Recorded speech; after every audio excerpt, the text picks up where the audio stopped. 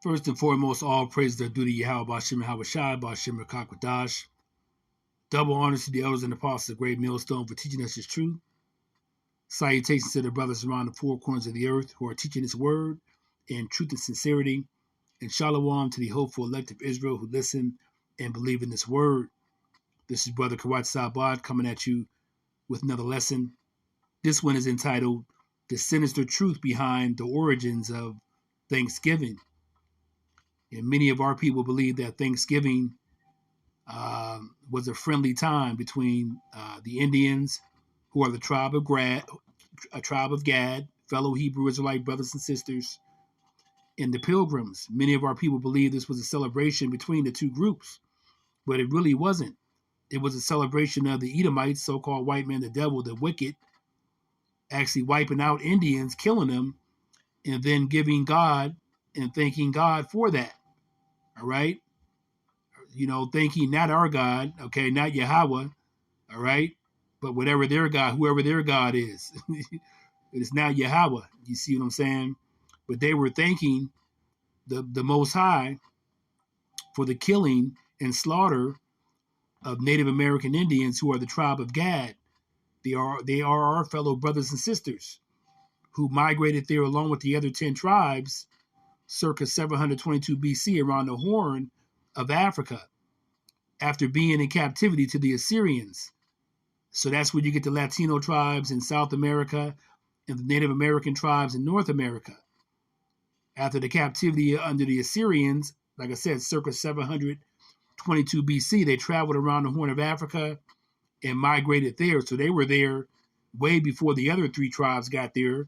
The tribe of Levi, Benjamin, okay, and Judah. Now, one of those tribes, the tribe of Dan, is no longer a part of the 12 tribes, you see. So the tribe of Levi is now one of the tribes, because prior to that, the tribe of Levi they were the priests. They weren't even a tribe, okay? They weren't part of the 12 tribes. But the tribe of Dan is no longer in the 12 tribes. So you have the tribe of Levi filling in where they were. So that would equal 12 tribes. But in general, the 10 tribes that did migrate did have the tribe of Dan. But, you know, we prophesy, we know in part, we prophesy in part. So we don't know where the tribe of Dan is, if they're amalgamated in the other tribes or what. That'd be something maybe we'll figure out in the kingdom. You know, Lord willing, we make it on this side as part of the 1/3 hope for elect. But to get back to the story, the tribe of Gad ended up being there because along with the other 9 tribes, they traversed, okay, around the Horn of Africa into the North American continent, all right, in the South American continent as well. So there's mixtures of us everywhere. As the scripture says, we will be scattered like the sand of the sea. So we've been scattered all over the world, the Hebrew Israelites have. So, like I said, getting back to the point, the origins of Thanksgiving are very dark. All right? It wasn't all chummy, you see.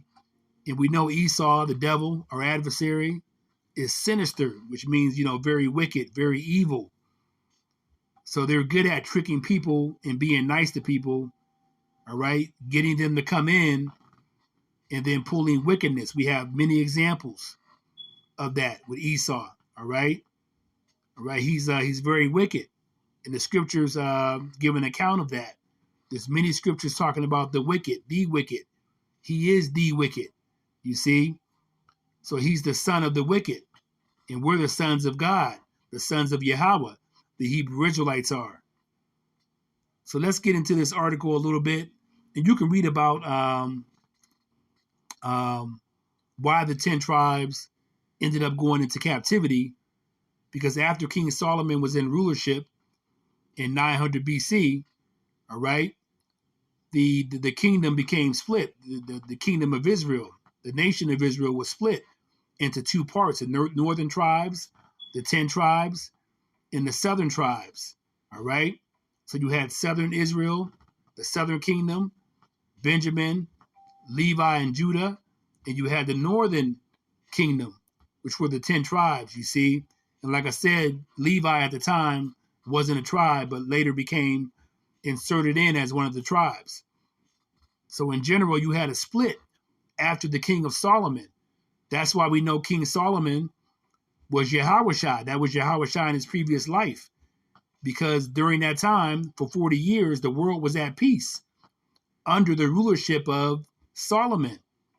You see, and if you have the spirit to understand, you understand that King Solomon, that was Yahushua in his previous life. That was a prelude to the kingdom that's going to be coming. When Yahushua comes back on the day of the Lord as King of Kings and Lord of Lords, everything's going to be put back in righteousness. And the one-third elect of the Hebrew Israelites, so-called blacks, Latinos, and Native Americans scattered about the whole world, will reign in rulership with him. The one-third on this side getting beamed up into the great gigantic fathership, you see, and then the two-thirds of our people that haven't hearkened to this word, they'll be brought back in through the through being born in the kingdom through the loins of the one-third elect as the children of the one-third elect. So indeed, the kingdom will be brought back through Yahushua once again. You see, so that lets you know that King Solomon, indeed, that was Yahushua in his previous life. So that was a prelude to the kingdom. And everything was at peace. The whole world was at peace. So that's going to happen again when Yahushua comes back down. The whole world is going to be put back in righteousness, and wickedness will be abolished. But to get back to the point, after King Solomon, you had a breakup between the southern kingdom and the northern kingdom. Israel was split between two kingdoms. Now the northern kingdom, the kings became very, very wicked, and they were warned by the prophets to come back to the law, statutes, and the commandments. But they became very, very wicked. You see, all the kings of the northern tribes were very wicked. They were warned that they would go into captivity by the prophets if they didn't turn back to the Lord in righteousness. Of course, they didn't listen. And you have in 2 Kings, the 18th chapter, if you have time to go read up on it, the 10 tribes, northern kingdom, were taken captive by the Assyrians, you see, because they didn't hearken to the word of the prophets. They didn't listen, all right? So they were taken captive. Now, the Assyrians had them in captivity for approximately 20 to 25 years, after which, okay, approximately 722 BC, the Assyrians had taken the 10 tribes and scattered them about like musical chairs through Mesopotamia, which is modern-day Iraq, in Syria, all right, which used to be Assyria, but it's modern-day Syria now. So some of our people are scattered in those areas to this day. Like the scripture said, we will be scattered like the sand of the sea. So many of our people are still there to this day. But to get back to the story, I want to just give you a backdrop of how the 10 tribes got here to North America and South America. So some of those tribes got ships and they knew the routes, so to speak, because King Solomon traveled all around the world, or he sent men all around the world. So North America and South America had already been explored. So some of these tribes, the 10 tribes, the people of these tribes, knew the routes to get back to North America and South America.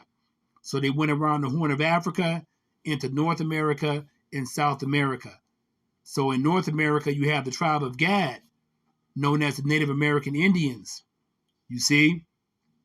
So let's get a little bit into the article. I'm not going to read much of it, but it says here, it's from this, I guess you would call it an internet site. Maybe they have a magazine called Delish. I guess it's a food magazine. But let's read here the article, The Dark Truth Behind the Origins of Thanksgiving. So let's go down here. Let's just go to the main point. If I may, it says here, okay, so what's the real story behind Thanksgiving? It says here, you probably have some vague idea that the Thanksgiving holiday is not quite the rosy picture you read about in school, but the real origins of the holiday are not clear-cut either. All right? So let's go into the Says here, this is the most commonly researched and reported story. And we know what happened, those of us in this truth. According to the New York Times, the Mayflower did in fact bring settlers from England to land which they colonized and renamed Plymouth, Massachusetts. In 1621, those pilgrims did hold a 3-day feast, which was attended by members of the Wampanoag tribe, who were the tribe of Gad, Hebrew Israelites. However, typically when these settlers had what they referred to as Thanksgiving observances, they actually fasted. So this feast and celebration was known as a rejoicing, according to the New Yorker. With that in mind, this meal actually being viewed as the first Thanksgiving is up for debate with experts. Let's continue. As the Smithsonian points out, discussions of this event are often centered around the settlers, but Native Americans had been on the land for centuries before. Of course, they were there circa 725 BC, because those 10 tribes had migrated around the Horn of Africa after the Assyrian captivity and migrated into North America, okay, as the Native American Indians, and South America, so-called Latinos, you see, making up the 10 tribes of Israel, all right, or the Northern Kingdom, okay, as part of the Hebrew Israelites. But Native Americans had been on the land for centuries before, and the story from their perspective obviously far predates this feast. So we know we had already been on the land, all right, centuries before Esau, okay, the Edomites, so-called white man or adversary, even got there. And even during Solomon's time, 900 BC. When Europeans began coming to what is known as the United States about 4 years before the Mayflower arrived, they carried foreign illnesses which killed native people at exceedingly high rates. He ain't nothing but a walking disease, Esau. That then made it easier for colonizers to take over these lands, okay? There's also the fact that settlers came to the land to kidnap and sell Native Americans into slavery. Sounds like Esau the wicked. The newly settled Europeans also did not invite the Native Americans to their feast. This is a hard name to pronounce. Assamequin, leader of the Wampanoag tribe, had declared an alliance with the settlers, and see how they are, they're very tricky. Esau will lie to you. He'll make it seem like he's cool, and then he'll turn on you. He's wicked, the wicked. And members of the tribe were showing up to honor a mutual defense pact. They'd heard the pilgrims shooting their guns in celebration and thought they were in combat. After some talk, they decided to spend 3 days together enjoying the feast. But this type of coming together did not become a warm, fuzzy tradition as you may have been taught in school. From then on, pilgrims celebrated Thanksgivings in their traditional way of fasting and praying, according to the New Yorker. Several times this happened because of the massacres of native people, including in 1637, when Massachusetts colony governor John Winthrop declared a day of Thanksgiving after volunteers murdered 700 Pequot people. This incident is also often cited as the first official mention of a Thanksgiving ceremony, and is another commonly cited origin story for the Thanksgiving we know today. So that's enough of that. Basically, it was Esau giving thanks for the slaughter of the tribe of Gad, okay? Our fellow Hebrew Israelite brothers and sisters. So that's what it was about. So let's go to Job 9 and verse 24 and we'll finish up. It says here, the earth is given into the hand of the wicked, and the wicked is Esau, all right? So-called white man, the devil or adversary. He's the son, they are the sons of the wicked, okay? The entity known as Satan. Let's begin again. The earth is given into the hand of the wicked.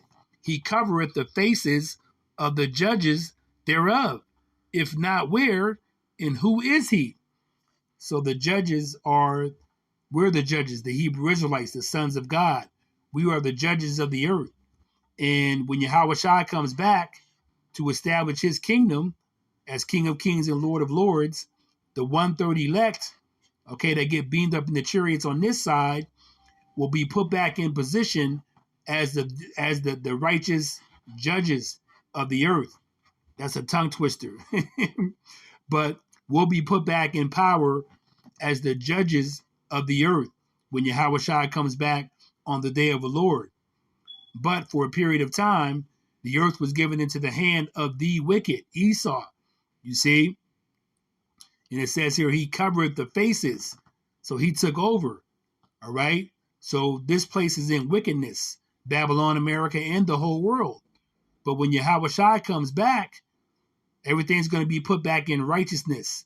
And Esau is going into slavery, and he's going to be abolished, pursuant to Obadiah chapter 1 and verse 18. So he knows he has but a short time, as it says in Revelation 12 and 12. So he has to put his plan in order, the New World Order, okay, the MOTB, the CHIP spoken of in Revelation chapter 13, verse 16 and 17, the CHIP. He's got to speed things up. But everything that he's planning is being planned by Yahweh. He controls the left and the right. All right, so we're coming up on the end. But I wanted to just, give a little lesson on the real meanings behind Thanksgiving. This is just one of the sinister ways that Esau has behaved with other nations. But the end game is coming for Esau. These other nations are figuring out who he is, what he's about, and he doesn't have much time. He's going to be put in a corner, Esau. He's going to be put in a corner. So his time is coming to an end. So on that note, I hope this observation, this lesson was edifying to you. And I want to give all praises to Yahweh Bashem Yahweh Shai, Bashem Rakakwadash, Shalom.